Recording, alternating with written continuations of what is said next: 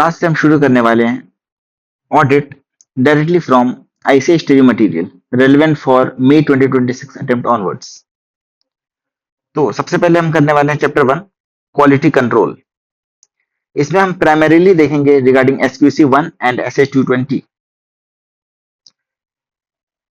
तो सबसे पहले समझना क्वालिटी कंट्रोल फॉर फर्म्स ये क्या होता है।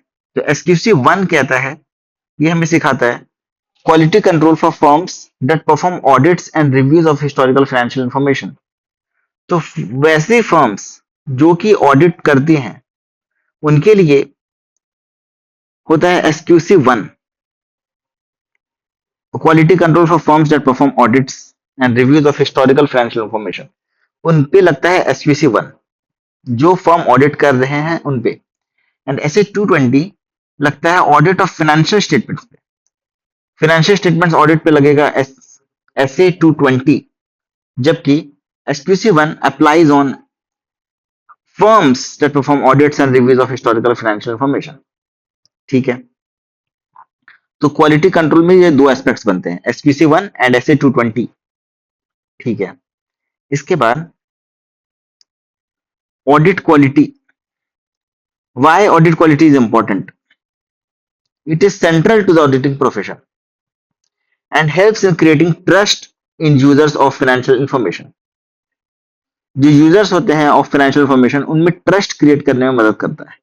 Government and public at large are the stakeholders who rely upon assurance given by the auditors. इसलिए audit quality is very important. ठीक है, तो हमने जैसे देखा एसक्यूसी 1 एंड एसए 220 में क्या डिफरेंस है।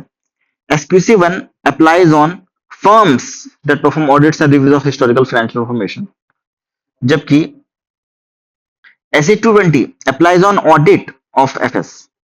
तो जो फाइनेंशियल स्टेटमेंट्स के जो ऑडिट होते हैं उन पे अप्लाई होता है एसए 220, जबकि जो फर्म्स होंगे जो रिव्यूज करेंगे जो ऑडिट करेंगे उन पे अप्लाई होगा एसक्यूसी 1। ठीक है, इसके अलावा क्या डिफरेंस है? SQC 1 applies to all engagements and deals with quality at the level of firm. It deals with all, applies to all engagements and deals with quality at the level of firm. Firm के level पे ये quality को देखता है SQC 1, जबकि SA 220 deals with audit quality at individual audit engagement level. तो SQC 1 firm level पे देखता है ऑडिट पे, ऑडिट की क्वालिटी को, जबकि एसए 220 ऑडिट एंगेजमेंट लेवल पे देखता है ऑडिट के क्वालिटी को। So these are the differences between SQC 1 and SA 220। ये एमसीक्यू में क्वेश्चन पे बनता है इसका। ठीक है, इसके बाद SQC 1 quality control for firms that perform audits and reviews of historical financial information and other assurance and related service engagements। तो जैसा मैंने बोला एसक्यूसी 1 फर्म पे लगता है, तो SQC 1 requires that the firm should establish a system of quality control designed to provide it with reasonable assurance that the firm and its personnel comply with professional standards and regulatory and legal requirements, and the reports issued by the firm or engagement partners are appropriate in the given circumstances। तो SQC 1 firm को क्या कहता है कि आप एक अपने अंदर अपने फर्म के अंदर एक क्वालिटी कंट्रोल मैकेनिज्म सेटअप करें जिससे कि रीजनेबल एश्योरेंस मिल पाए कि जो आप एंड जो आपका ऑडिट है एंड जो आपके ऑडिटर्स हैं वो रेगुलेटरी एंड लीगल रिक्वायरमेंट्स को फॉलो कर रहे हैं, एंड साथ ही साथ जो आप रिपोर्ट्स इशू कर रहे हो वो अप्रोप्रिएट है in the given circumstances.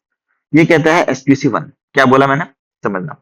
SQC 1 क्या कहता है कि जो फर्म है उनको कहता है कि आप एक क्वालिटी कंट्रोल मैकेनिज्म को सेटअप कर लो जिससे कि रीजनेबल एश्योरेंस मिल पाए कि जो आपके ऑडिटर्स हैं एंड जो आपका ऑडिट है वो प्रोफेशनल स्टैंडर्ड्स को, रेगुलेटरी एंड लीगल रिक्वायरमेंट्स को कंप्लाई कर पाए, एंड जो आप रिपोर्ट्स इशू करोगे वो भी अप्रोप्रिएट होंगे इन द गिवन सर्कमस्टेंसेस।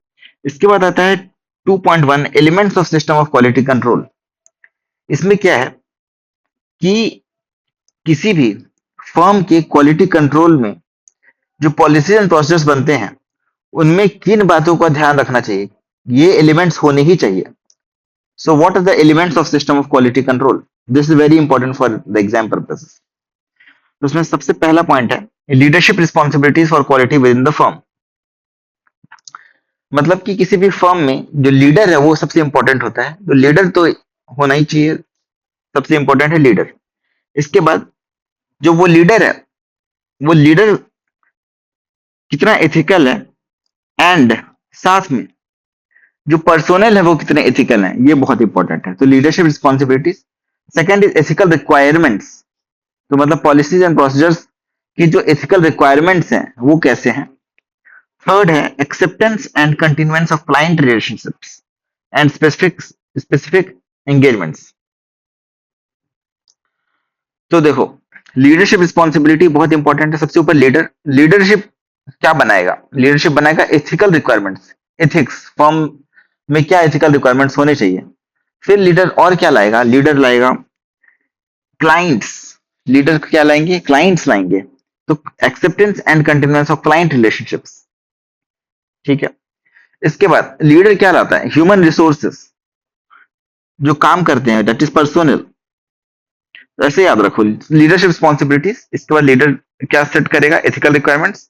इसके बाद लीडर सेट क्या सेट करेगा, किसे लाएगा, ह्यूमन रिसोर्सेस को, क्लाइंट्स। उसके बाद क्लाइंट्स के साथ रिलेशनशिप्स बनाएगा, न्यू क्लाइंट्स आएंगे। इसके बाद एंगेजमेंट का परफॉर्मेंस कैसा है, उस पर भी डिपेंड करता है कि और क्लाइंट्स आएंगे या नहीं। तो एंगेजमेंट परफॉर्मेंस। तो quality control mechanisms, quality control के लिए ये एलिमेंट्स हैं। एंड मॉनिटरिंग, आप मॉनिटर कर रहे हो या नहीं प्रॉपरली, एथिकल रिक्वायरमेंट्स को, एंगेजमेंट परफॉर्मेंस को, एंड सभी चीजों को आप मॉनिटर कर रहे हो या नहीं। तो ये चीज है। तो सबसे पहले देखो, तो 6 एथिकल ये हो गए, एलिमेंट्स हो गए of system of quality control. 6 हो गए elements of system of quality control. क्या क्या, leadership responsibilities for quality with in the firm. अब लीडर क्या बनाएगा, अब सोचो आंख बंद करके, लीडर क्या बनाएगा, एथिकल रिक्वायरमेंट्स। इसके बाद क्लाइंट रिलेशनशिप्स आएंगे, मतलब क्लाइंट्स आएंगे, जितने क्लाइंट आएंगे उस हिसाब से ह्यूमन रिसोर्सेज को रखा जाएगा। ह्यूमन रिसोर्सेज आ गए, क्लाइंट्स आ गए, अब हम परफॉर्म करके देंगे, काम करके देंगे। तो ये हो गया एंगेजमेंट परफॉर्मेंस।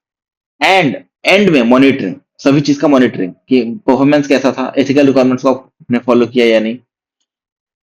तो ये हो गया monitoring. So these are the 6 elements of system of quality control: leadership responsibilities, ethical requirements, acceptance and continuance of client relationships, human resources, engagement performance and monitoring। ठीक है, ये हमें याद रखना है। इसके बाद leadership responsibilities for quality with in the firm. तो इसमें देखो इंपॉर्टेंट क्या है कि it has been laid down clearly that the firm's business strategy is subject to the overriding requirement for the firm to achieve quality for all the engagements that the firm performs. Essentially, it implies that quality control is paramount for all engagements. It is non-negotiable. In this regard, it should be ensured that क्या ensure करना चाहिए, quality control के लिए क्या ensure करना चाहिए। Essentially, it implies that the quality control is paramount to all engagements. It is non-negotiable. In this regard, it should be ensured that the firm assigns its management responsibilities so that commercial considerations do not override the quality of work performed। तो quality maintain करने के लिए और क्या क्या करना चाहिए एक फर्म को, वो है क्या इंश्योर करना चाहिए। The firm assigns its management responsibilities so that the commercial considerations do not override the quality of work performed। तो मैनेजमेंट रिस्पॉन्सिबिलिटी फर्म के पास नहीं होना चाहिए, वो किसी और को असाइन कर दे ताकि commercial considerations do not override the quality of the work performed. ये इंपॉर्टेंट पॉइंट है, ठीक है। फिर the firm's policies and procedures addressing performance evaluation, compensation and promotion with regard to its personnel are designed to demonstrate the firm's overriding commitment to quality। तो जो भी personnel है उनका performance evaluation, compensation and promotion जो भी हो रहा है with regard to its personnel designed to demonstrate the firm's overriding commitment to quality। तो वो ऐसा डिजाइन होना चाहिए ताकि क्वालिटी नेगोशिएट ना हो, quality is non negotiable, quality कम नहीं होना चाहिए। The firm devotes sufficient resources for the development, documentation and support of its quality control policies and procedures. तो firm quality control policy and procedures के लिए devote करे सफिशिएंट रिसोर्सेज को इनके डेवलपमेंट के लिए. Firm devotes sufficient resources for the development, documentation, support of its quality control policies and procedures. जो इनके quality control policy and procedures हैं उनके डेवलपमेंट के लिए, डॉक्यूमेंटेशन के लिए, रिपोर्टिंग के लिए सफिशिएंट पर्सोनल भी डिवोट करे. तो ये चीज इन्होंने बोला. That is not very important for exam purposes, but बस एक बार पढ़ के रख लो, बाकी कुछ भी ऐसे एमसीक्यू बन जाए तो सॉल्व हो जाए. ठीक है. इसके बाद एथिकल रिक्वायरमेंट्स. एथिकल रिक्वायरमेंट्स क्या है? The firm should establish policies and procedures designed to provide it with reasonable assurance that the firm and its personnel comply with relevant ethical requirements contained in the Code of Ethics issued by ICAI. तो firm को establish करना चाहिए वैसे policy and procedures जो कि designed हो वैसे कि वो प्रोवाइड कर पाए reasonable assurance that the firm and it's personal comply with ethical requirements contain in the code of ethics issued by ICI. ICI जो कोड ऑफ एथिक्स को इशू कर रहा है उसे कंप्लाई करना चाहिए, वैसे पॉलिसी एंड प्रोसीजर्स को डिजाइन करे firm. The code establishes the fundamental principles of professional ethics which include integrity, objectivity, professional competence and due care, confidentiality and professional behavior. ये क्या हो गया? ये हो गया fundamental principles of professional ethics. तो ये एक एमसीक्यू में क्वेश्चन बन सकता है कि इनमें से क्या फंडामेंटल प्रिंसिपल्स नहीं है प्रोफेशनल एथिक्स. तो ये आप 5 याद रखोगे तो आपको ऑब्वियसली ये क्वेश्चन सॉल्व हो जाएगा. तो integrity, objectivity, professional competence and due care, professional behaviour and confidentiality. IOPPC, integrity, objectivity, professional competence and due care, professional behavior and confidentiality. Fundamental principles should be emphasized by. अब ये fundamental principles कैसे emphasize होंगे? Should be emphasized by actions of the leadership in the of the firm. जो leader है वो कैसे actions को उठा रहा है, कैसे एक्शंस कर रहा है, ये उसके द्वारा एम्फसाइज होंगे. Second, spreading awareness and training. Third, monitoring. And fourth, a process for dealing with non compliance. कि नॉन कंप्लायंस को आप कैसे डील कर रहे हो, लीडर्स कैसे एक्शन ले रहा है, अवेयरनेस एंड ट्रेनिंग आप कैसे दे रहे हो, एंड एथिकल रिक्वायरमेंट्स को आप कैसे मॉनिटर कर रहे हो. इन चीजों पे डिपेंड करता है फंडामेंटल प्रिंसिपल्स. तो फंडामेंटल प्रिंसिपल्स को आप ऐसे आप एम्फसाइज कर सकते हो. इसके बाद जो भी पॉलिसीज एंड प्रोसीजर्स अब बनाए जाते हैं वो वैसे होने चाहिए कि वो फर्म को एनेबल करे कि वो कम्युनिकेट कर पाए its independence requirements to its personnel. Policies and procedures वैसे होने चाहिए ताकि फर्म अपने इंडिपेंडेंस रिक्वायरमेंट्स को अपने पर्सनल को कम्युनिकेट कर पाए.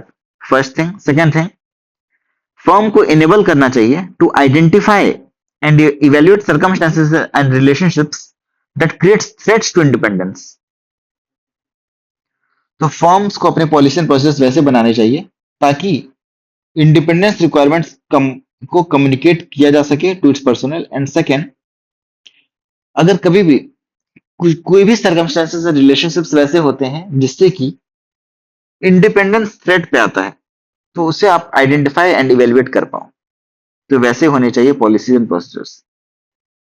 इसके अलावा at least annually the firm should obtain written confirmation of compliance with its policies and procedures on independence from all firm personnel required to be independent in terms of requirements of the code. तो at least annually firm को एक written confirmation लेना चाहिए regarding the compliance with its policies and processes on independence. जैसे आप किसी भी form में होगे तो इंडिपेंडेंस रिक्वायरमेंट सबसे लिया जाएगा कि आप इंडिपेंडेंट हो या नहीं. And all breaches of independence should be promptly notified to firm. All breaches of independence should promptly notified to firm for appropriate action. ठीक है. इसके बाद SQC1 lays special emphasis on familiarity threat. जो threats होते हैं ऑफ independence उसमें familiarity threat होता है, उस पे स्पेशल emphasis देता है SQC 1। ठीक है, क्या special emphasis? Using the same senior personnel on assurance engagements over a prolonged period may impair the quality of performance of the engagement. अभी जैसे सेम ही सीनियर पर्सोनल है काफी टाइम से, अगर एश्योरेंस एंगेजमेंट्स में बहुत टाइम तक, तो उससे क्या होता है, performance of the quality of the engagement वो अंडरमाइन हो जाता है, वो कम हो जाता है, क्वालिटी क्वालिटी डिग्रेड हो जाता है। तो क्वालिटी पे असर होगा अगर आप सेम ही सीनियर पर्सनल को अब बहुत टाइम तक रखे रहोगे तो। Therefore, the firm should establish criteria for determining the need for safeguards to address this threat. In determining appropriate criteria, the firm considers such matters as the nature of engagement, including the extent to which it involves a matter of public interest. तो ये देखते वक्त जब firm address करता है familiarity threat को, तो वो नेचर ऑफ एंगेजमेंट को कंसिडर करता है and the length of service of the senior personal. तो नेचर ऑफ एंगेजमेंट में क्यों देखता है, नेचर ऑफ एंगेजमेंट देखता है किस टाइप का एंगेजमेंट है। ये अगर ज्यादा पब्लिक इंटरेस्ट से डील कर रहा है, पब्लिक से ज्यादा डील कर रहा है, तो वो ज्यादा रिस्की है। तो नेचर ऑफ एंगेजमेंट को देखेगा and second length of service को देखेगा। अगर सर्विस ज्यादा हो गया सीनियर का उसी एंगेजमेंट पे, तो उस सीनियर को रोटेट कर देगा, दूसरे एंगेजमेंट में भेज देगा।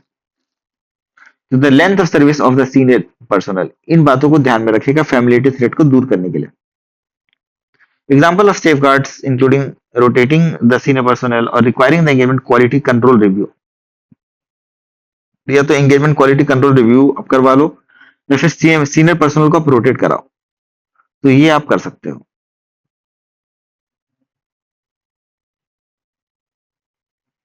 ठीक है,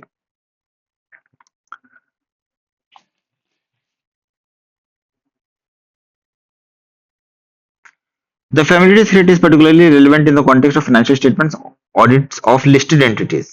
Listed entities में ये और ज्यादा relevant होता है familiarity threats. For these audits, the engagement partner should be rotated after a predefined period, normally not more than 7 years. तो ऐसे लिस्टेड एंटिटीज के केस में 7 years के अंदर अंदर आपको रोटेट करना है। ठीक है, ऑडिट्स ऑफ लिस्टेड एंटिटीज के केस में, except in cases where audit of listed entities is conducted by sole practitioner. अगर सोल प्रैक्टिशनर कंडक्ट कर रहा है लिस्टेड एंटिटी का ऑडिट, फिर तो कोई दिक्कत ही नहीं है, तब तो ओके कैसे रोटेशन होगा। लेकिन ऐसे नॉर्मली 7 years के अंदर अंदर आपको रोटेट करना है। However, to ensure quality control exists in such firms and appropriate reports are issued, there is a process of mandatory peer review for such firms. तो वैसे फर्म्स में फिर पीयर रिव्यू होगा कि एक सीए फर्म दूसरे सीए फर्म का audit करेगा, चेक करेगा कि वो सही ऑडिट कर रही है नहीं, इसे बोलते हैं पीयर रिव्यू। इसके बाद acceptance and continuance of client relationships and specific engagements. A firm before accepting an engagement should acquire vital information about the client. Such an information should help firm to decide about integrity of client, promoters and key manager personnel, competence including capabilities, time and resources, perform engagement and compliance with ethical requirements. देखो, कभी भी engagement accept करने से पहले clients का vital information जरूर लेना चाहिए बिफोर एक्सेप्टिंग। सच इन्फॉर्मेशन, उससे क्या होगा, उस इंफॉर्मेशन से वो integrity of client, promoters and की पर्सनल के बारे में जान जाएगा कि क्लाइंट की इंटीग्रिटी कैसी है, क्लाइंट एंड उनके जो की पर्सनल, की मैनेजर पर्सनल है, उनकी इंटीग्रिटी कैसी है वो पता चल जाएगा। इंटीग्रिटी के बारे में जानकारी हो जाएगी, इंटीग्रिटी। इसके बाद competence including capabilities, time and resources to perform the engagement. ठीक है,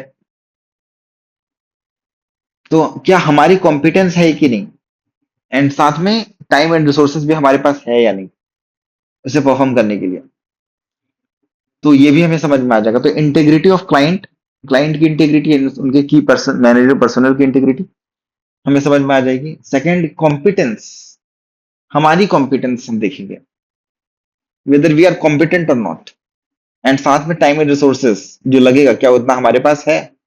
third, compliance with ethical requirements, क्या हम कंप्लाई कर पाएंगे या नहीं। तो ये तब लिखेंगे इस क्वेश्चन का आंसर, ये भी बहुत इंपॉर्टेंट क्वेश्चन है। तब लिखेंगे जब क्वेश्चन ये ऐसा पूछा जाए कि जब हम एक्सेप्ट एंड जब क्लाइंट एक्सेप्टेंस एंड कंटिन्यूएंस होता है तो हमें किन फैक्टर्स को ध्यान में रखना चाहिए। अगर ऐसा क्वेश्चन कुछ कुछ भी आता है तो फिर हम ये आंसर लिखेंगे कि क्लाइंट की इंटीग्रिटी हमें देखनी है, कॉम्पिटेंस देखना है हमारा खुद का, एंड साथ में टाइम और रिसोर्सेज कितना लगेगा to perform the engagement. Third, compliance with ethical requirements. तो इन तीन चीजों को हमें ध्यान में रखना होगा। उसके बाद with regard to integrity of a client, matters that the firm considers include for example.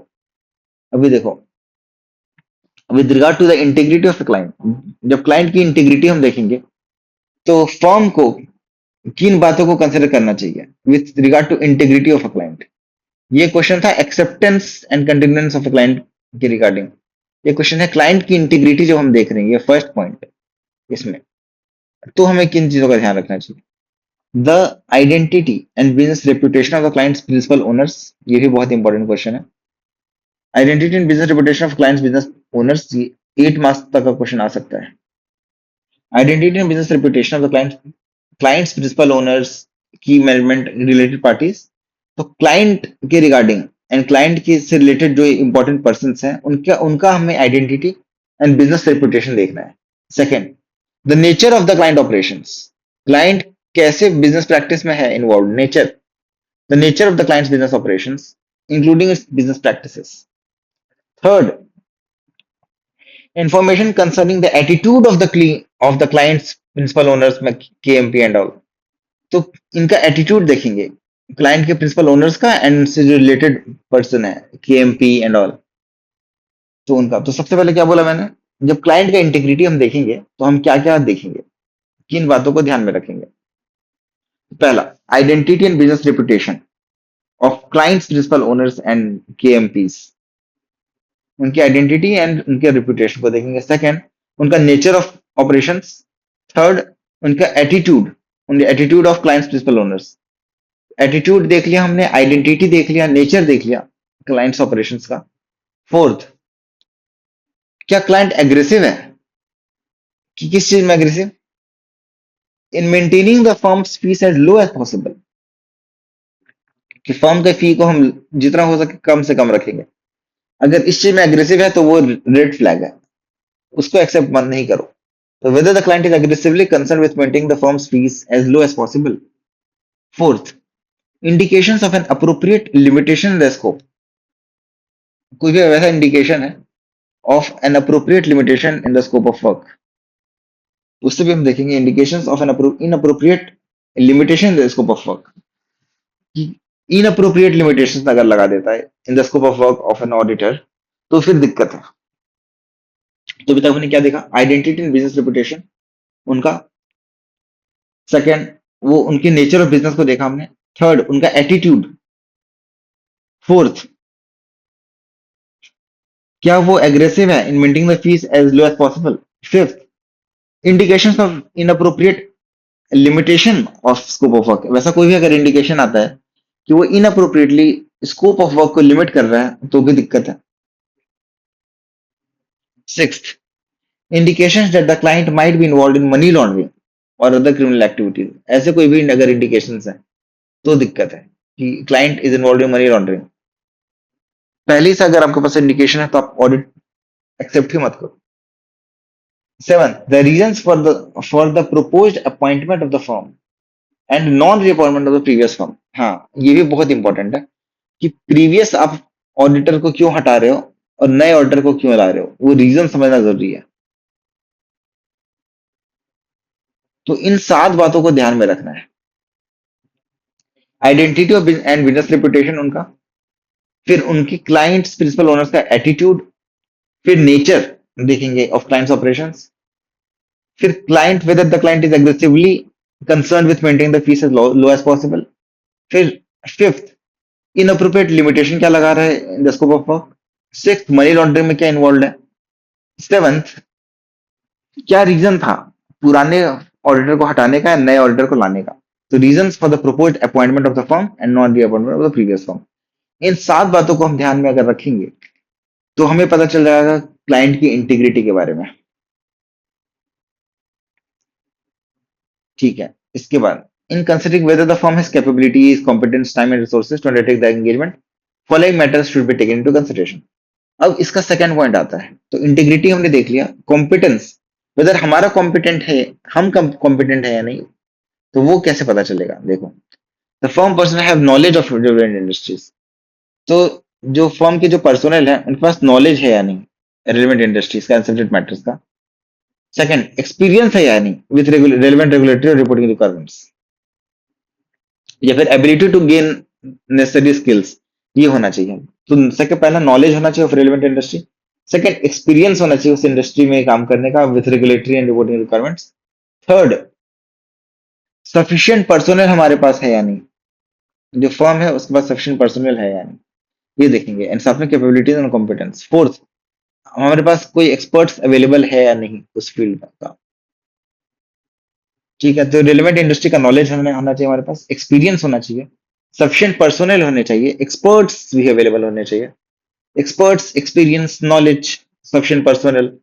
फिर individuals meeting the criteria and eligibility requirements, तो जो उस एंगेजमेंट के quality, to perform engagement quality review are available, तो engagement quality review करने के लिए जो क्राइटेरिया एलिजिबिलिटी रिक्वायरमेंट्स है, क्या वैसे इंडिविजुअल्स हमारे पास है या नहीं, तो वैसे क्या इंडिविजुअल्स मीट कर रहे हैं या नहीं इस क्राइटेरिया को, to perform engagement quality control review EQCR are available.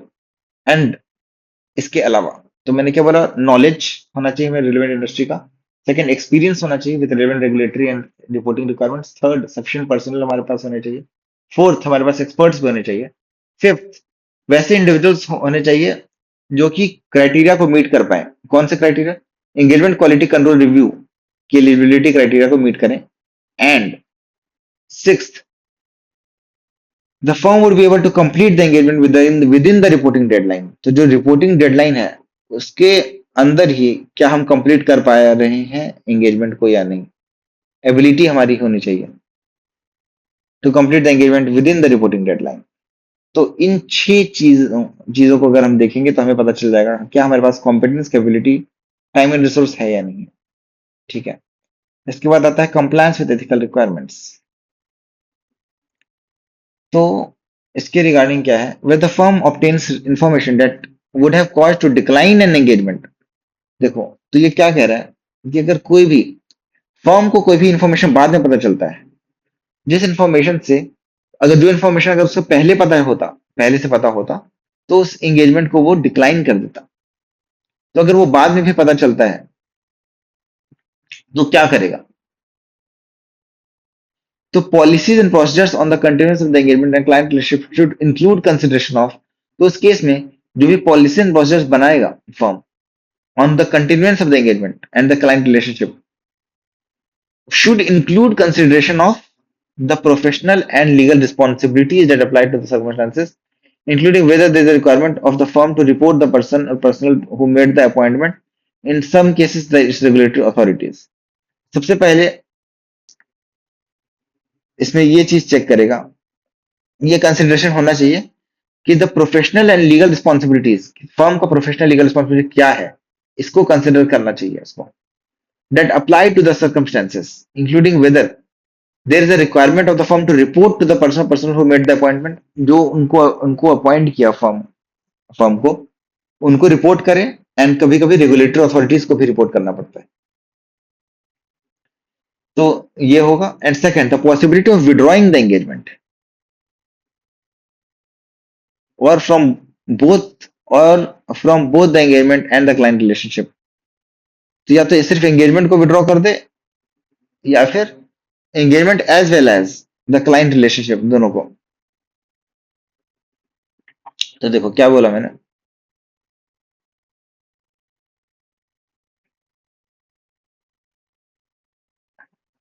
तो कभी भी अगर फर्म को कोई भी इंफॉर्मेशन मिलता है जिससे कि अगर उनको पहले वो इंफॉर्मेशन मिलता तो वो डिक्लाइन कर देते हैं, उस एंगेजमेंट को डिक्लाइन कर देते हैं, बट वो बाद में पता चला, तो उस केस में क्या करना चाहिए? क्वेश्चन ऐसे आता है, केस स्टडी। तो उस केस में फर्म को क्या करना चाहिए? तो उस केस में सबसे पहले तो अपने प्रोफेशनल लीगल रिस्पॉन्सिबिलिटीज को देखें, एंड सेकेंड ये देखें कि क्या पॉसिबिलिटी है कि हम क्लाइंट एंगेजमेंट को विड्रॉ कर सकते हैं, ठीक है, या फिर engagement as well as client relationship दोनों को विड्रॉ कर सकते हैं। तो या तो विड्रॉवल सोचेगा वो, या फिर सोचेगा कि मेरी क्या प्रोफेशनल एंड लीगल रिस्पॉन्सिबिलिटीज हैं। क्या लीगल एंड प्रोफेशनल रिस्पॉन्सिबिलिटी हो सकती है? To report to the person or person who made देंगे the made his appointment, his or her appointment. तो उनके अपॉइंटमेंट को जो भी कर रहा है, जिसने भी किया उस, या फिर फर्म की अपॉइंटमेंट को जिसने भी किया, उनको रिपोर्ट करने की रिस्पॉन्सिबिलिटी, पहली बात। सेकंड बात, रेगुलेटरी अथॉरिटीज को भी रिपोर्ट करना पड़ सकता है कभी कभी, किसी किसी पर्टिकुलर सर्कमस्टांसेस में। तो ये चीज कंसिडर होगा, ठीक है। इसके बाद policies and procedures on withdrawal from an engagement or from both the engagement and the client relationship address issues that include the following। अभी देखो इन्होंने क्या बोला, तो विड्रॉवल के रिगार्डिंग जो पॉलिसी एंड प्रोसीजर्स बनेगा उनमें ये चीजें होनी चाहिए। तो डिस्कस करेगा वो appropriate level of clients management and TCWG के साथ में रिगार्डिंग द अप्रोप्रिएट एक्शन कि फर्म को क्या एक्शन लेना चाहिए, ठीक है, या फर्म क्या एक्शन ले सकता है, इसके रिगार्डिंग वो डिस्कस करेगा विद मैनेजमेंट एंड टीसीडब्ल्यूजी, ले सकता है। Second, if the firm determines that it is appropriate to withdraw, अगर उन्हें फर्म को लगता है कि हाँ अप्रोप्रिएट है टू विड्रॉ करना, तो ये भी पॉलिसी प्रोसेस में होना चाहिए। Discussing with the appropriate level of the clients management and TCWG, withdraw भी किया जा सकता है, तो विड्रॉवल के रिगार्डिंग भी डिस्कस करना है with clients management and TCWG, and ये भी चीज पॉलिसी एंड प्रोसेस में लिखी होनी चाहिए रिगार्डिंग विड्रॉवल, एंड साथ में उसके रीजंस भी, and the reasons for such withdrawal, ठीक है। उसके बाद तो ये भी कंसिडर करेगा कि क्या ये प्रोफेशनल रेगुलेटरी लीगल रिक्वायरमेंट है for the firm to remain in place, मतलब कि वहीं पे या तो रहे कि नहीं छोड़ के जाए, या फिर अगर विड्रॉ कर रहा है तो विड्रॉवल का रीजंस एंड साथ में विड्रॉवल, ये दोनों ही रेगुलेटरी अथॉरिटी को बताए। And fourth, documenting significant issues, consultations, conclusions and the basis for the conclusions। तो कभी भी विड्रॉ कर रहा है फर्म, तो उन्हें इन बातों को ध्यान में रखना है। तो कभी भी फर्म अगर विड्रॉ करता है, कोई भी फर्म फ्रॉम एन एंगेजमेंट, तो उन्हें ये चीजें करनी पड़ेंगी कि सबसे पहले तो क्लाइंट्स मैनेजमेंट एंड टीसीडब्ल्यूजी के साथ डिस्कस करेगा फर्म कि what actions might we might take. Second, regarding the withdrawal कि it is appropriate to withdraw and उसके उनके रीजंस, और ये भी डिस्कस होने चाहिए with appropriate level of clients management and TCWG. Third, क्या लीगल रिक्वायरमेंट है टू रिमेन इन प्लेस, या फिर अगर विड्रॉ कर रहा है तो वो रेगुलेटरी अथॉरिटीज को बताए एंड साथ में उसके रीजंस भी बताए। एंड फोर्थ, सिग्निफिकेंट इश्यूज जो भी है, साथ में कभी भी उन्होंने किसी के और से कंसल्टेशन लिया है, या कुछ भी कंक्लूजन है and the basis of conclusion, उसको भी डॉक्यूमेंट करना जरूरी है। तो विड्रॉवल से पहले इन चीजों को करना पड़ेगा। So these are the considerations for the withdrawal from an engagement, ठीक है। इसके बाद अब आता है ह्यूमन रिसोर्सेज। तो ह्यूमन रिसोर्सेज में समझना, फर्म को एस्टेब्लिश करना होगा वैसे पॉलिसीज एंड प्रोसीजर्स जो कि डिजाइन हो टू प्रोवाइड रीजनेबल एश्योरेंस कि उसके उनके पास सफिशिएंट कैपेबिलिटी है, कॉम्पिटेंस है एंड कमिटमेंट है। हमने जो देखा था यहाँ पे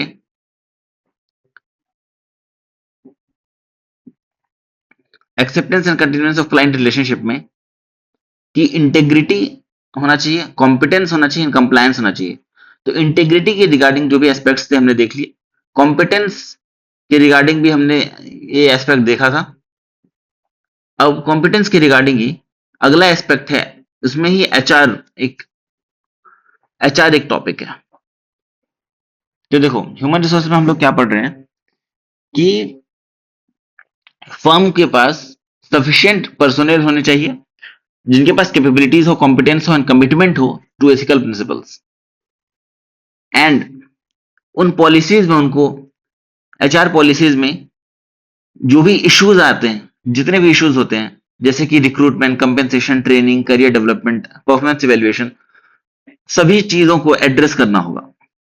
एंड साथ ही साथ हर एंगेजमेंट के लिए एक एंगेजमेंट पार्टनर को सौंपी जाएगी उसकी सारी रिस्पॉन्सिबिलिटी।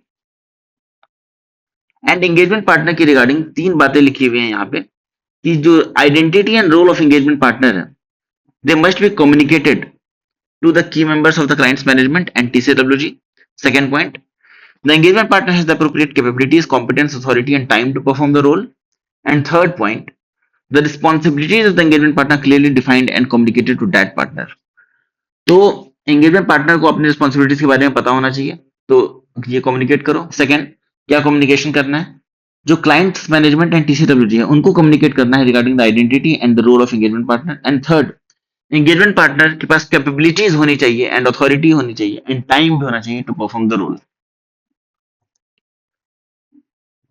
इसके बाद है engagement performance.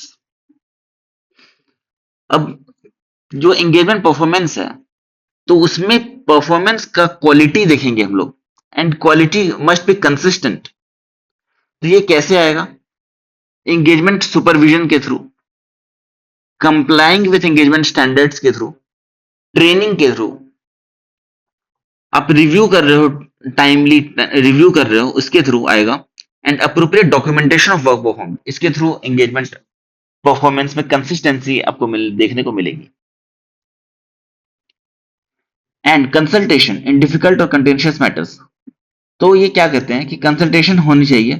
Consultation should take place in difficult और contentious matters pertaining to an engagement. जो भी वैसे मैटर्स हैं जो कि डिफिकल्ट हैं या फिर डाउटफुल हैं, उनमें कंसल्टेशन होना जरूरी है। Consultation includes discussion at the appropriate professional level with individuals or within or outside the firm who have specialized expertise. तो discussion हो सकता है even within the firms और outside the firms as well with specialized expertise, जिनके पास expertise है उस particular region का, उस particular issue का, to resolve a difficult or contentious matter. It helps to promote quality and improves the application of professional judgment. तो इसके बाद आता है engagement quality control review. Engagement quality control review, EQCR। तो कोई भी किसी भी एंगेजमेंट में अगर सिग्निफिकेंट जजमेंट्स इन्वॉल्व हैं, तो जहां जहां पे सिग्निफिकेंट जजमेंट्स इन्वॉल्व हैं, उन सभी चीजों को रिव्यू करेगा एंगेजमेंट क्वालिटी कंट्रोल रिव्यूअर, ताकि वो ऑब्जेक्टिव व्यू ले पाए। रिपोर्ट इशू करने से पहले उसको रिव्यू करना पड़ेगा, ठीक है। The extent of the review depends on the complexity of the engagement. तो कितना रिव्यू होगा वो डिपेंड करेगा एंगेजमेंट कॉम्प्लेक्सिटी पे। And the risk of that report and the risk that the report might not be appropriate in the circumstances. And जो risk है कि report might not be appropriate in the circumstances, तो risk जितना high रहेगा and complexity जितना high रहेगा engagement का, उतना ज्यादा रिव्यू होगा EQCR। The review does not reduce the responsibilities of the engagement partner. ये भी है इंपॉर्टेंट चीज कि एंगेजमेंट पार्टनर की रिस्पॉन्सिबिलिटीज से कम नहीं होगी। क्या मैं ये नहीं बोल सकता कि क्योंकि EQCR हो रहे हैं तो मैंने कम ध्यान दिया। Engagement quality control review is mandatory for all audits of financial statements of listed entities. तो ये किनके लिए मैंडेटरी है EQCR? जो लिस्टेड एंटिटीज हैं उनके ऑडिट्स के लिए मैंडेटरी है। In respect of other engagements the firm should devise criteria to determine cases requiring performance of EQCR। तो लिस्टेड एंटिटीज के लिए मैंडेटरी है, अदर एंटिटीज के लिए मैंडेटरी नहीं है, लेकिन फर्म को डिवाइस करना होगा एक criteria to determine cases requiring performance of engagement quality control review. इसके बाद engagement quality control review for audits of financial statements of listed entities includes consideration of the following। जो engagement quality control review होता है for audits of FS of listed entities, इनमें क्या क्या चीजें होती हैं? It includes the consideration of the following। हमें किन बातों को कंसिडर करना होगा engagement quality control review के लिए for listed entities? The engagement team's evaluation of the firm's independence in relation to the specific engagement। तो engagement team का जो evaluation of independence, इसको ध्यान रखना पड़ेगा। फिर सिग्निफिकेंट रिस्क आइडेंटिफाइड, इनको कंसिडर करेंगे। फिर जजमेंट्स मेड, तो इन चीजों को ध्यान में रखेंगे EQCR करते वक्त, या फिर कितना EQCR करना है, एक्सटेंट ऑफ EQCR, उसके लिए इन चीजों को ध्यान रखेंगे। इंडिपेंडेंस के रिगार्डिंग क्या इवेल्युएशन है। Second, significant risk identified during the engagement. Third, judgments made. Fourth, whether appropriate consultation has taken place on matters involving differences of opinion or difficult contentious matter. Fifth, the significance and disposition of corrected and uncorrected misstatements. जो corrected and uncorrected misstatements हैं, उसका significance कितना बड़ा है वो corrected and uncorrected misstatements. फिर उसके बाद the matters to be communicated to management and TCWG, जो भी matters communicate हुए हैं to management and TCWG, इसको ये भी इंपॉर्टेंट है, इसे भी हम ध्यान में रखेंगे EQCR करते वक्त। ठीक है, तो अभी तक हमने क्या क्या देखा।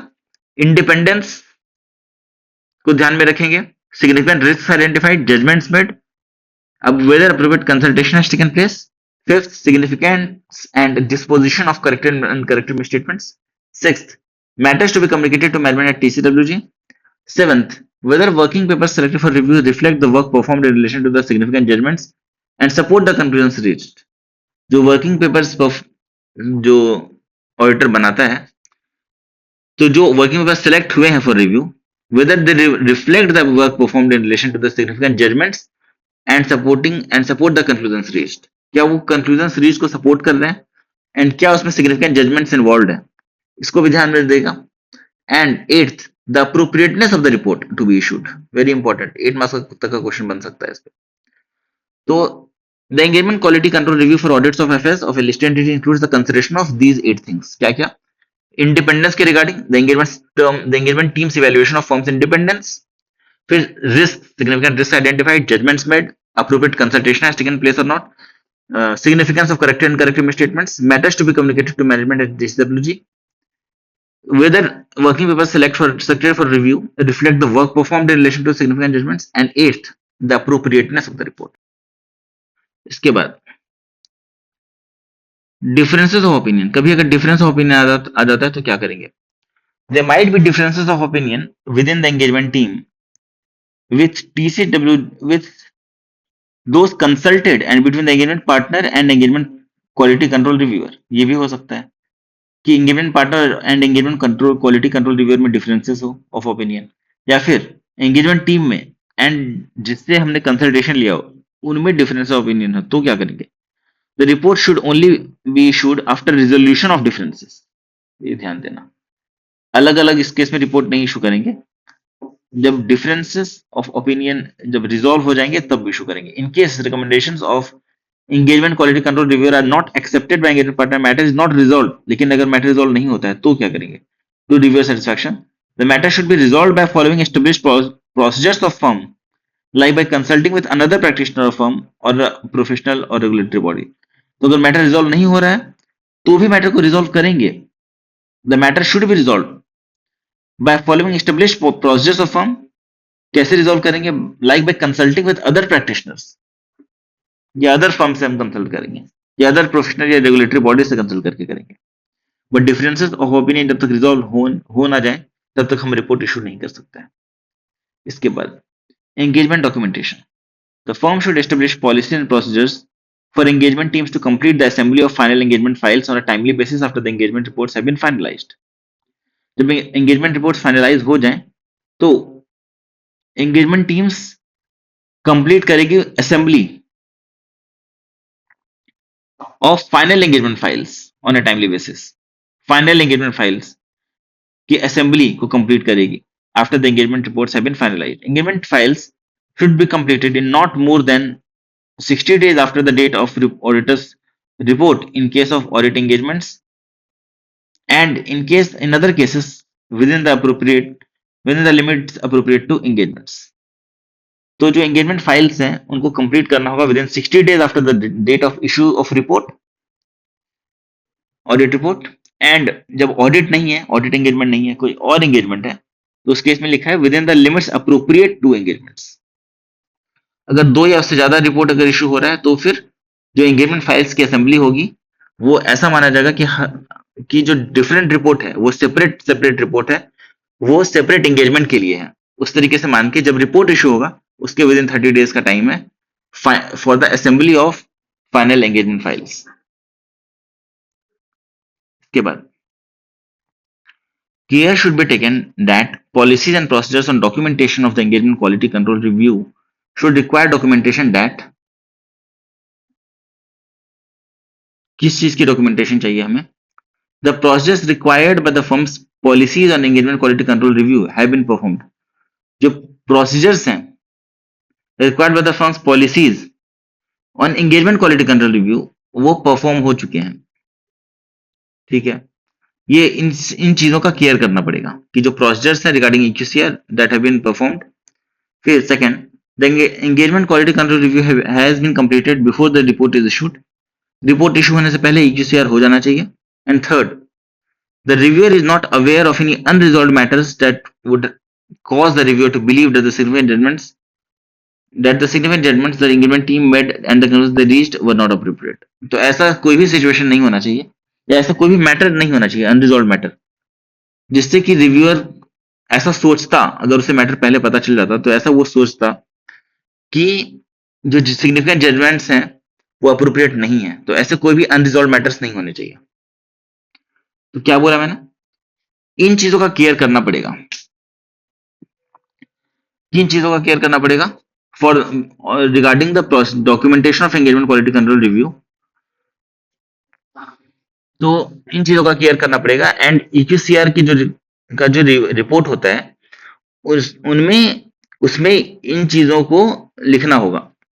The procedures required by the firms have been performed, जो प्रोसीजर्स हैं regarding EQCR have been performed. Second, EQCR has been completed before the report is issued. And third, reviewer is not aware of any unresolved matters. Okay, ठीक है। इसके बाद क्या लिखा है इन्होंने, unless otherwise specified by law or regulation, engagement documentation is the property of the firm। engagement documentation जो जो वर्किंग पेपर्स हैं, this is the property of the firm. ये this is the firm's property, ये client को नहीं देना है। The firm में एट हिज डिस्क्रेशन में मेक पोर्शंस ऑफ और extracts from engagement documentation available to client. But अगर चाहे फर्म अपने डिस्क्रेशन पे, क्लाइंट जोर जबरदस्ती नहीं कर सकता, चाहे तो उसके कुछ पोर्शन को या एक्सट्रैक्ट्स को क्लाइंट्स को अवेलेबल करा सकता है, provided such disclosure does not undermine the validity of the work performed. ठीक है, और in the case of assurance agreement the independence of the firm और पर्सनल, ये है। तो चाहे तो अवेलेबल करवा सकता है to the client. In the specific case of audit engagements, the retention period is no shorter than 7 years from the date of auditor's report or if later the date of group auditor's report। मतलब कि जब audit report issue हो गया उसके 7 years letter, 7 years बाद तक minimum आपको retain करना होगा क्या, एंगेजमेंट डॉक्यूमेंटेशन। जो आपके एंगेजमेंट वर्किंग पेपर्स हैं उसको आप मिनिमम 7 years तक आप रिटेन करोगे in case of audit engagements. In case of other engagements like other than audit, तो उस केस में फिर जो भी लॉ परमिट करता है या फिर लॉ रेगुलेशन के द्वारा रिक्वायर्ड है वो आपको उतने ईयर्स के लिए आपको रिटेन करना पड़ेगा, उतने पीरियड के लिए एंगेजमेंट डॉक्यूमेंटेशन। इसके बाद है मॉनिटरिंग। तो फर्म को मॉनिटर करना जरूरी है, जो भी एथिकल रिक्वायरमेंट्स हैं वो कंप्लाई हो रहे हैं या नहीं, इंस्पेक्शंस टाइमली हो रहे हैं या नहीं, रिव्यूज कैसे हो रहे हैं, वर्क परफॉर्म्ड कैसे हैं। तो इन सभी चीजों को मॉनिटर करना जरूरी है। Quality control of engagements has to be monitored taking into account following factors. इन फैक्टर्स को मद्देनजर रखते हुए उनको मॉनिटर करना पड़ेगा quality control of engagements.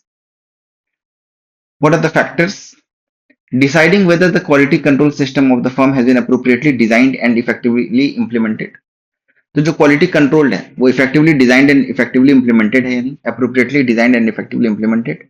Second, examining whether new developments in the professional standards, legal and regulatory requirements have been reflected in the quality control policies. तो कोई न्यू डेवलपमेंट्स अगर हैं प्रोफेशनल स्टैंडर्ड्स में या लीगल एंड रेगुलेटरी रिक्वायरमेंट्स में, तो whether they have been reflected in the quality control policies. Third, conducting monitoring by entrusting responsibility of monitoring process to a partner or other persons with sufficient and appropriate experience and authority in the firm. तो monitoring कैसे करेंगे? By interesting responsibility of monitoring process to a partner और other person with sufficient and appropriate audit experience. इसके बाद dealing with complaints and allegations against the firm or any employees of it of non-compliance with professional standards or legal and regulatory requirements by a person within or outside the firm. तो deal करेंगे with complaints and allegations against the firm और any employees of it regarding the non compliance with professional standards और appropriate regulatory requirements. कोई भी कर सकता है by person with इन और आउटसाइड द फर्म. तो जो कंप्लेंट्स आएंगे या एलिगेशंस अगर आते हैं किसी भी एम्प्लॉयज के अगेंस्ट में या फिर फर्म के अगेंस्ट में of non compliance with professional standards, चाहे वो person with in the firm complaint करे या आउटसाइड द फर्म कंप्लेंट करे, तो उसको हमें डील करना पड़ेगा अप्रोप्रिएटली कि नॉन कंप्लायंस था या नहीं. Fifth, taking appropriate remedial actions against the personnel who did not conform to quality control policies. तो अगर जो कंप्लेंट्स आए थे वो सही साबित हो जाते हैं तो उसके रिगार्डिंग रेमेडियल एक्शंस लेंगे अगेंस्ट द पर्सनल जिन्होंने क्वालिटी कंट्रोल पॉलिसीज को फॉलो नहीं किया उनके अगेंस्ट.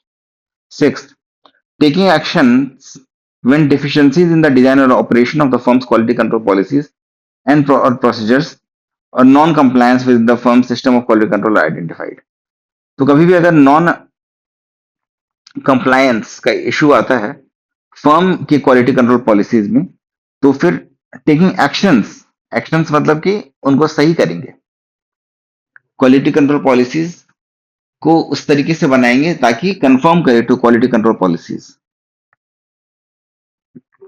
तो क्या हमने पढ़ा? Quality control of engagements has to be monitored taking into account following factors. तो इन फैक्टर्स को ध्यान में रखते हुए जो क्वालिटी कंट्रोल है ऑफ एंगेजमेंट्स उनको हम मॉनिटर करेंगे इन फैक्टर्स को ध्यान में रखते हुए. तो 6 पॉइंट्स मैंने बोला कि whether they are appropriately designed and effectively implemented quality control policies. Second, new developments अगर आए हैं professional standards legal and regulatory requirements में तो वो रिफ्लेक्टेड है या नहीं in quality control policies. Third,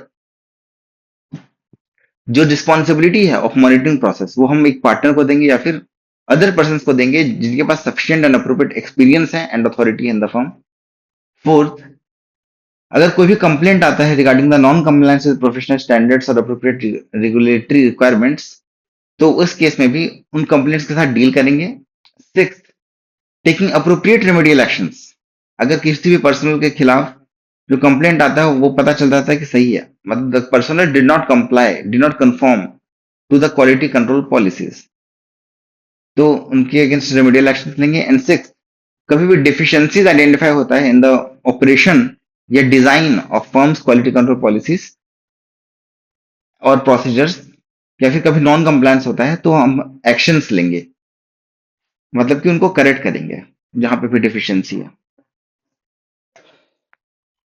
इसके बाद है SE 220 quality control for an audit of financial statements. SE 220 क्या कहता है कि the engagement partner is responsible for quality control procedures of a particular audit engagement in accordance with SE 220. तो सबसे पहले हमने क्या देखा था SE 220 में? क्या था? Quality control for an audit of financial statements इसका नाम है. मतलब SQC 1 क्या है? फर्म्स के लिए, जबकि SE 220 क्या है? ऑडिट के लिए, उस पर्टिकुलर ऑडिट एंगेजमेंट पे अप्लाई करता है SE 220, जबकि SQC 1 अप्लाई करता है पूरे फर्म पे. तो अगर उस फर्म पे SQC 1 अप्लाई कर रहा है तो उसके स्पेसिफिक एंगेजमेंट्स पे किसी एंगेजमेंट पे SE 220 अप्लाई करेगा. तो therefore SE 220 is premised on the basis that the firm is subject to SQC 1. The engagement teams are entitled to rely on the firm's system of quality control unless information provided by the firm or other party suggest otherwise. इसका क्या मतलब है कि engagement teams can rely on the firm system of quality control. लेकिन अगर कोई भी information आता है चाहे बाय द फर्म या फिर फ्रॉम आउटसाइड जिससे कि ऐसा लगता है कि इस पे रिलायंस नहीं कर सकते हैं, हम लोग इस पे रिलाई नहीं कर सकते हैं on the system of quality control, then हम लोग इस पे रिलाई नहीं करेंगे। तो इसके बाद as per S A 220 the objective of an auditor is to implement quality control procedures at the engagement level that provide the auditor with reasonable assurance that the audit complies with the professional standards and regulatory and legal requirements, and the auditor's report is issued is appropriate in the circumstances. तो auditor का objective है regarding S 220 कि वैसा quality control process engagement level पे implement करो ताकि auditor को reasonable assurance मिल पाए कि ऑडिट कंप्लाई कर रहा है with the professional standards and regulatory and legal requirements, and second auditors report is appropriate in the given circumstances. SC 220 is modeled on the lines of SQC 1. It describes responsibilities of engagement partner in relation to the following matters. तो engagement partner की क्या responsibilities हैं regarding SC 220? तो ये responsibilities हैं. Leadership responsibilities for on audit for quality of audits. Quality of audits engagement partner देखेगा. Second, relevant ethical requirements. तो जो भी ethical requirements होंगे उसके रिगार्डिंग जो भी कंप्लायंस के रिगार्डिंग जो भी बात हो या एथिकल रिक्वायरमेंट्स का कम्युनिकेशन करना, everything regarding ethical requirements will be the responsibility of the engagement partner. So leadership responsibility for quality of audits. Second, regarding relevant ethical requirements. Third, regarding acceptance and continuance of client relationships and audit engagements. ये भी engagement partner की जिम्मेदारी होगी. Fourth, assignment of engagement teams. Engagement team में कौन कौन होंगे ये भी assignment. Fifth, engagement performance, and sixth, monitoring. ये सभी जिम्मेदारी होगी एंगेजमेंट पार्टनर की. इसके बाद leadership responsibilities for quality of audits. तो जो एंगेजमेंट पार्टनर है वो अपने एंगेजमेंट टीम में अप्रोप्रिएट मैसेजेस भेजेगा एंड ऑल्सो एम्फसाइज करेगा एंड रिस्पॉन्सिबिलिटी उठाएगा रिगार्डिंग. क्या रिस्पॉन्सिबिलिटी उठाएगा? The importance of audit quality of performing work that complies with professional standards, ताकि जो वर्क है वो एज पर स्टैंडर्ड्स हो, professional standards and legal requirements and regulatory requirements. Second, complying with the firms quality control policies and procedures. तो इनको comply करने के लिए मैसेज देगा फॉर्म में एंड कंप्लाई करवाएगा. Third, issuing auditor's reports that are appropriate in the circumstances. ये भी एंगेजमेंट पार्टनर करेगा और report issue. Fourth, the engagement team's ability to raise concerns without fear of reprisals. And ये भी ensure करेगा कि एंगेजमेंट टीम किसी भी कंसर्न को रेज कर सकता है without any fear. And the fact that quality is essential, quality essential है ये भी बताएगा अपनी टीम में इन परफॉर्मिंग ऑडिट एंगेजमेंट्स. ठीक है. इसके बाद 3.2 relevant ethical requirements. The responsibilities of an engagement partner in relation to ethical requirements in an audit engagement are as under: identifying a threat to independence regarding the audit engagement that safeguards may not be able to eliminate or reduce to an acceptable level. तो engagement partner की ये भी responsibility है regarding the ethical requirements कि वो identify करे threat को. Threats to independence. What are the threats to independence regarding the audit engagement? तो ये इसको आइडेंटिफाई करना. And second, reporting by engagement partner to the relevant persons with in the firm to determine appropriate action which may include eliminating the activity और interest that creates the threat और withdrawing from the engagement where withdrawal is legally permitted. तो engagement partner report भी करेगा to the relevant persons with in the firm to determine relevant actions कि क्या क्या वो actions ले सकता है, अप्रोप्रिएट एक्शंस, ताकि वो थ्रेड्स को, जो भी थ्रेड्स हैं उसको एलिमिनेट कर पाए। एंड सेकेंड, अगर थ्रेड्स एलिमिनेट नहीं हो पा रहे हैं तो विड्रॉवल, अगर विड्रॉवल पॉसिबल है तो विड्रॉवल करना, विड्रॉवल करने के रिगार्डिंग भी वो रिपोर्ट करेगा engagement partner to the other relevant person with in the firm. ये हो गए इनके relevant ethical requirements engagement partner के। इसके बाद acceptance and continuance of client relationships and audit engagements. अब ये भी काम किसका है, किसकी जिम्मेदारी है? एंगेजमेंट पार्टनर की। ठीक है। फिर इसके बाद है असाइनमेंट ऑफ एंगेजमेंट टीम्स। तो असाइनमेंट ऑफ एंगेजमेंट टीम्स, ये भी किसकी जिम्मेदारी है? एंगेजमेंट पार्टनर की। Assignment of engagement teams, it should be ensured by engagement partner that the engagement team and any auditors experts who are not part of the engagement team collectively have the appropriate competence and capabilities to perform the engagement। तो उनके पास necessary capabilities होनी चाहिए and competence होनी चाहिए, जो भी engagement team है। And जो एक्सपर्ट्स हैं जो कि एंगेजमेंट टीम के पार्ट नहीं है, उनके पास भी कैपेबिलिटीज होनी चाहिए। इसके बाद एंगेजमेंट परफॉर्मेंस। तो एंगेजमेंट पार्टनर की ही रिस्पॉन्सिबिलिटी है for the direction, supervision and performance of audit engagement in accordance with the professional standards and regulatory and legal requirements. ठीक है। इसके बाद एंगेजमेंट क्वालिटी कंट्रोल रिव्यू। अब ये आता है next point, engagement quality control review. Next point, तो मैंने पहले बोला था कि जब लिस्टेड एंटिटीज होते हैं, जो लिस्टेड एंटिटीज होती हैं उन पे अप्लाई करता है ये EQCR for audits of FS of EQ listed entities and those other audit engagements. कुछ अदर ऑडिट एंगेजमेंट भी हो सकते हैं अदर देन लिस्टेड एंटिटीज, उन पे भी अप्लाई कर सकता है। बट ये फॉर्म इनके लिए लिमिट्स सेटअप करेगा कि other engagements other than audit of FS पे क्या लिमिट रहेगा for EQCR and other audit engagements, if any, for which the firm has determined that an engagement quality control review is required, the engagement partner shall, engagement partner इस case में क्या करता है EQCR के case में, determine that engagement partner shall determine that an engagement quality control reviewer has been appointed, discuss significant matters arising during the audit engagement। Engagement quality control reviewer है, उसके साथ मैटर्स को डिस्कस करेगा जो भी important significant matters arise हुए हैं during the audit. ठीक है। तो वो डिटरमिन करेगा कि engagement quality control reviewer has been appointed. Second point, कोई भी सिग्निफिकेंट मैटर है ड्यूरिंग द ऑडिट एंगेजमेंट तो उसको डिस्कस करेगा with engagement quality control reviewer. And third, not date the auditor's report until the completion of the engagement quality control review. तो जब तक engagement quality control review complete नहीं हो जाता है तब तक वो ऑडिटर्स रिपोर्ट इशू नहीं कर सकते।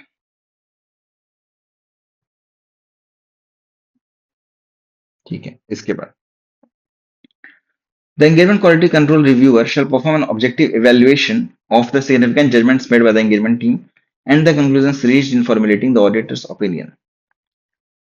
तो EQCR क्या करेगा, परफॉर्म करेगा एक objective valuation regarding the significant judgments made by the engagement team and the conclusions reached in the formulating the auditor's report। The evaluation shall involve discussion of significant matters with the engagement partner। EQCR जो रहेगा वो discuss करेगा regarding the significant matters with the engagement partner, review of FS and the proposed auditors report, proposed auditors report को and FS को भी review करेगा वो, review of selected audit documentation relating to significant judgments। तो कोई भी significant judgments जहां पे involved है उसके रिगार्डिंग जो भी ऑडिट डॉक्यूमेंटेशन रहेगा उसको रिव्यू करेगा। And fourth, evaluation of conclusions reached in formulating the auditor's report. जो भी कंक्लूजन्स रीच्ड हुआ उसको इवेल्युएट करेगा। तो क्या क्या रिव्यू करेगा, FS and the proposed auditor's report, फिर रिव्यू करेगा ऑडिट डॉक्यूमेंटेशन को, सिग्निफिकेंट मैटर्स को डिस्कस करेगा एंड इवेल्युएट करेगा कंक्लूजन्स रीच्ड को in formulating the auditor's report. For audit of FS of listed entities, the engagement quality control reviewer on performing an engagement quality control review shall consider the following: the engagement team's evaluation of the firm's independence in relation to the audit engagement, whether appropriate consultation has taken place in matters involving differences of opinion, and whether the audit documentation selected for review reflects the audit work performed in relation to the significant judgments, ये हमने पहले भी पढ़ लिया है। तो engagement quality control reviewer जब engagement quality control review कर रहा होगा तो इन बातों को भी ध्यान में रखेगा। Regarding the engagement team's evaluation of firm's independence, second whether appropriate consultations have been taken place जहां पे differences of opinion है, and third whether audit documentation selected for review reflects the work performed in relation to the significant judgments made and support the conclusions reached। ठीक है, differences of opinion जैसा मैंने पहले भी बताया, कभी भी अगर कोई डिफरेंस ऑफ ओपिनियन अगर आ जाता है तो उस केस में difference of opinion between the engagement partner engagement quality control reviewer या फिर एंगेजमेंट टीम के बीच में एंड एंगेजमेंट टीम जिससे भी कंसल्टेशन ले रहा है उनके बीच में, तो उस केस में जो फर्म्स की जो पॉलिसी एंड प्रोसीजर्स है for dealing with and resolving the differences of opinion उसे फॉलो करेंगे हम। जैसे कि किसी दूसरे फर्म से हम कंसल्ट कर सकते हैं या किसी थर्ड पार्टी से हम कंसल्ट कर सकते हैं। ये हो गया हमारा। इसके बाद है मॉनिटरिंग। तो मॉनिटरिंग में क्या है, the engagement partner should consider the results of the firms monitoring process as evidenced in the latest information circulated by the firm and if applicable other network firms and whether deficiencies noted in that information may affect the audit engagement। मतलब कि engagement partner monitoring process के results को consider करेगा and other network firms हैं उनके भी monitoring process को consider करेगा एंड ये चेक करेगा क्या डिफिशियंसीज कोई नोटेड हुआ, क्या कोई डिफिशियंसीज हैं, एंड अगर डिफिशियंसीज हैं तो क्या वो ऑडिट एंगेजमेंट को अफेक्ट करेंगे। के बाद है डॉक्यूमेंटेशन। डॉक्यूमेंटेशन क्या है, the engagement partner shall document following matters pertaining to an audit engagement. तो एंगेजमेंट पार्टनर किन चार चीजों को डॉक्यूमेंट करेगा, issues identified with respect to the compliance with ethical requirement, second conclusions on compliance with independence requirements, third conclusions reached regarding the acceptance and continuance of client relationships and audit engagements, and fourth nature and scope of and conclusions regarding जो भी हमने consultation लिया। एक हो गया consultation, एक हो गया रिगार्डिंग एक्सेप्टेंस एंड कंटिन्यूएंस, एक हो गया independence requirement, and next is issues identified with respect to compliance. इसके बाद तो बिसाइड्स जो एंगेजमेंट क्वालिटी कंट्रोल रिव्यूअर है वो क्या डॉक्यूमेंट करेगा कि जो ऑडिट एंगेजमेंट जो रिव्यू हो चुका है उसमें इन तीन चीजों को और वो डॉक्यूमेंट करेगा। किन चीजों को, the procedures required by the firm's policies on engagement quality control review have been performed, कि जो प्रोसीजर्स है required by the firm's policies have been performed. Second, the engagement quality control review has been completed on और before the date of auditor's report, and third the reviewer is not aware of any unresolved matters. ये मैंने पहले भी बता दिया था कि जो प्रोसीजर्स है वो परफॉर्म हो गए हैं।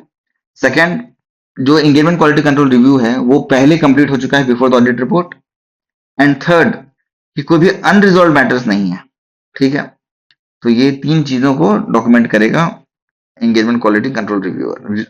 तो ये चार चीज जो अबव थे उसके अलावा ये तीन और चीजों को, ये चार चीज जो डॉक्यूमेंटेशन है ये एंगेजमेंट पार्टनर डॉक्यूमेंट करेगा एंड ये तीन चीजें engagement quality control reviewer document करेगा।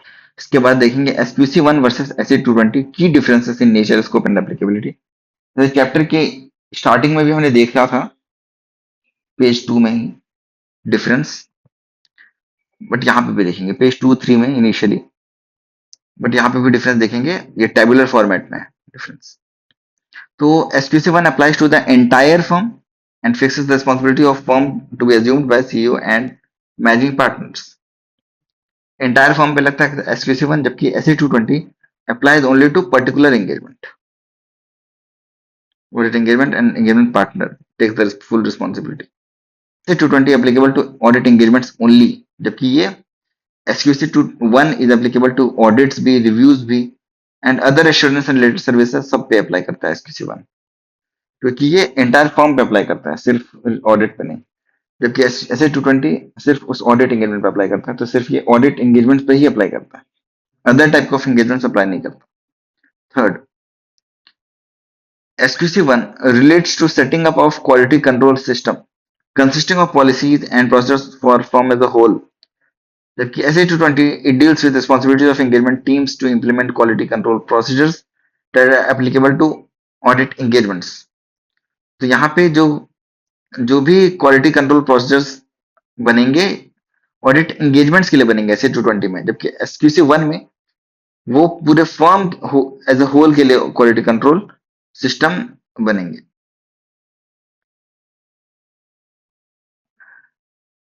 इसके बाद SQC1 pertains to establishing a system of quality control designed to provide firm with a reasonable assurance that the firm and its personnel comply with professional standards and regulatory and legal requirements so that for reports issued by firm or engagement partners appropriate in circumstances. And SA220 का अगर देखें तो it is premised on the basis that firm is subject to SQC1. Therefore, SQC1 is a sine qua non for applicability of SA220. मतलब SQC1 must be applicable for the applicability of SA220. मतलब SQC1 is a prerequisite for the purpose of SA220. It is within overall context of firm's system of quality control. Engagement teams implement quality control procedures applicable to audit engagements. इसके बाद अगला topic है mechanisms for review of quality control. इसमें तीन mechanisms हैं। One is peer review board, second is quality review board and third is NFRA NFRA। तो peer review board जो है वो सेटअप किया जाता है by the council of ICAI council के द्वारा कॉन्स्टिट्यूट किया गया है peer review board. And main objective of peer review board is to ensure that in carrying out assurance assignments technical, professional and ethical जो standards हैं including regulatory requirements are complied with by the members of ICAI. And second, proper systems are in place including documentation thereof which amply demonstrates quality of assurance services provided by members। तो देखो मैंने अभी तक क्या बोला, peer review board is constituted bye the council of ICI, first thing. Second, इनके दो objectives हैं। क्या ऑब्जेक्टिव है? First objective is technical, professional, ethical standards including the regulatory requirements को कंप्लाई कर रहा है बाय द जो भी आईसीआई के मेंबर्स हैं वो कंप्लाई कर रहे हैं, उनको टेक्निकल, प्रोफेशनल, एथिकल स्टैंडर्ड्स को कंप्लाई कर रहे हैं। एंड सेकंड, डॉक्यूमेंटेशन के रिगार्डिंग या फिर अदर सिस्टम्स के भी regarding proper systems are in place. Documentation and other process के regarding proper systems are in place which amply demonstrates quality of assurance services provided by members। जो peer review होता है वो होता है for enhancing the quality of professional work, ठीक है। And peer review means an examination and review of the systems and procedures to determine whether the same has been put in place by the practicing unit for ensuring the quality of assurance services। Quality of assurance services को provide करने के लिए जो भी systems and processors को वो in place होना चाहिए, क्या वो इन प्लेस है या नहीं, इसके लिए होता है पीयर रिव्यू। अब once the practice unit is subject to peer review, its assurance engagement records pertaining to the peer review period are subject to examination and review by the peer reviewer. एक बार कोई भी practice unit अगर उसको उस पर peer review लग जाता है, that is subjected to peer review, तो उनके जितने भी एश्योरेंस एंगेजमेंट रिकॉर्ड्स हैं वो सभी उसके दायरे में आ जाएंगे, पीयर रिव्यूअर के दायरे में। अब पीयर रिव्यूअर का मन है कि कौन कौन से ऑडिट को या कौन कौन से ऑडिट के कौन कौन से एंगेजमेंट के कौन से स्पेसिफिक पार्ट को उसको चेक करना है। On completion of this exercise a peer review certificate is issued in case of unqualified report issued by peer reviewer. अभी देखो पीयर रिव्यू या तो अनक्वालिफाइड रिपोर्ट इशू कर सकता है या फिर क्वालिफाइड रिपोर्ट। ओके, तो देखो पीयर रिव्यू के केस में दो चीजें हो सकती है, या तो वो क्वालिफाइड रिपोर्ट देगा या अनक्वालिफाइड। अगर अनक्वालिफाइड रिपोर्ट देता है तो पीयर रिव्यू सर्टिफिकेट इशू हो जाएगा उसको। बट अगर अगर क्वालिफाइड रिपोर्ट इशू करता है तो उस केस में जो पीयर रिव्यूअर है वो इन्फॉर्म करेगा प्रैक्टिसिंग यूनिट को कि जो पीयर रिव्यू सर्टिफिकेट है वो इशू नहीं किया जा सकता है, एंड उसका रीजन भी देगा। एज वेल एज वो इन्फॉर्म भी करेगा कि एक ड्यू डेट को के बारे में इन्फॉर्म करेगा for conducting a follow up review. इसके बाद एक और रिव्यू होगा ताकि वो चीजें ठीक हुई हैं या नहीं वो देखने के लिए जो भी इश्यूज थे। तो this was all about peer review which is constituted by council of ICAI, ठीक है। इसके बाद आता है क्वालिटी रिव्यू बोर्ड। अब quality review board is set up by the central government. इसमें मेंबर्स होते हैं nominated by the central government as well as the council of ICAI. अब इनके क्या फंक्शंस हैं क्वालिटी रिव्यू बोर्ड के? एक तो काउंसिल को रिकमेंड करना, जो आईसीआई काउंसिल है उसको रिकमेंड करना regarding the quality of services provided by the members of the institute, ठीक है। सेकंड, क्वालिटी ऑफ सर्विसेज को रिव्यू करना। जो मेंबर्स ऑफ द इंस्टीट्यूट हैं, आईसीआई के मेंबर्स हैं, जो वो जैसे सर्विसेज प्रोवाइड कर रहे हैं उसको रिव्यू करना। तो एक तो रिकमेंड करना काउंसिल को किस टाइप के सर्विस को प्रोवाइड करना चाहिए एंड क्वालिटी क्या होनी चाहिए। सेकंड, रिव्यू करना। And third, members of the institute को गाइड भी करना to improve the quality of services. तो रिव्यू, रिकमेंड एंड गाइड करना regarding the quality to the members of ICAI, ये काम है क्वालिटी रिव्यू बोर्ड का। इसके बाद आता है NFRA, national financial reporting authority. It has been constituted under section 132(1) of the companies act 2013, मतलब this is a statutory body. तो इनकी दो ड्यूटीज हैं। First duty is to monitor and oversee compliance of accounting standards and auditing standards. तो accounting standards and auditing standards को आप comply कर रहे हो या नहीं, ये मॉनिटर करना। And second, to oversee the quality of service of the professions associated with ensuring compliance. तो जो क्वालिटी ऑफ सर्विस जो प्रोफेशंस दे रहे हैं उसको ओवरसी करना, देखना कि कैसे सर्विसेज दे रहे हैं। तो एक तो accounting standards and auditing standards को अप्लाई कर रहे हो या नहीं। And second, quality of service को भी देखना कि क्वालिटी ऑफ सर्विस आप कैसा दे रहे हो। ठीक है, ये हो गया। अब देखो, such companies include listed companies, insurance companies, banking companies and other companies as provided under rule 3। तो नफरा किन पे लगता है, किन पे अप्लाई होता है? एक तो लिस्टेड एंटिटीज पे, सेकंड बैंकिंग कंपनीज पे, थर्ड इंश्योरेंस कंपनीज पे, एंड फोर्थ वैसी कंपनी जो कि रूल 3 के अंदर आती हैं, नफरा रूल्स 2018। ठीक है, therefore overseeing quality of audit services of listed companies falls under the purview of नफरा। तो लिस्टेड कंपनीज का क्वालिटी सर्विसेज नफरा देखेगा। QRB can review quality of audit services provided by the members of institute only respect of entities other than those specified under rule 3। तो जो rule 3 वाले जो entities हैं, तो उन एंटिटीज को देखेगा नफरा, लिस्टेड एंटिटीज के क्वालिटी को देखेगा नफरा, बैंकिंग एंटिटीज, इंश्योरेंस कंपनीज, इन सभी के जो क्वालिटी ऑफ द सर्विस है उसको ओवरसी करेगा नफरा। बट जो अदर देन रूल 3 वाले कंपनीज हैं उनको देखेगा QRB। So this was all about chapter 1 of audit. And अब इसके बाद हम लोग ये की टेक अवेज में समरी दिया है इसका, एंड इसके बाद हम लोग कुछ क्वेश्चंस भी करेंगे, ये सभी क्वेश्चंस भी करेंगे नेक्स्ट पार्ट में।